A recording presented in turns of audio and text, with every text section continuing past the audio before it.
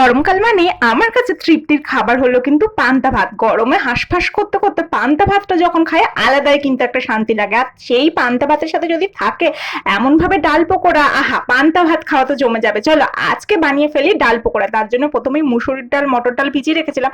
তোমরা চাইলে কিন্তু 5 রকমের ডালও দিতে পারো বা শুধু মুসুরির ডাল দিয়েও করতে পারো। সেটার মধ্যে দিয়ে দিয়েছিলাম কালো জিরে, লঙ্কা গুঁড়ো, জিরে গুঁড়ো, ধনিয়া গুঁড়ো, হলুদ, নুন, কোচানো পেঁয়াজ, একটু গ্রেট করে আদা দিয়েছিলাম। আর তার সাথে না ছোট্ট ছোট্ট করে কোচানো আদা দিয়েছিলাম, পেঁয়াজ। তারপর ভালো করে মেখে নিতে হবে। হ্যাঁ, কাঁচা লঙ্কা দিতে ভুলো না জানো। মেখে নিয়ে তেল গরম হলেই বাস ছোট ছোট বড়ার আকারে ভেজে ফেলো। রেডি ডাল পকোড়া। সন্ধ্যেবেলা চায়ের সাথে তা হিসেবে বা পান্তা ভাতে জমে কিন্তু ক্ষীর। জানো কলেজ লাইফে যখন পড়তাম, কলেজের সামনেই একটা কাকু ডাল পকোড়া বিক্রি করতো, আর এটার সাথে একটা চাটনি দিত। সেটা খেতে যে কি দারুণ লাগতো। কিন্তু আমি তো চাটনি বানাইনি, তাই টমেটো সসের সাথে আজকে সন্ধ্যেবেলায় জমিয়ে খেলাম ডাল পকোড়া। আর রাতে বেলায় কিন্তু জমিয়ে খেলাম ভাতের সাথে। কেমন লাগলো অবশ্যই জানাবে। ভালো লাগলো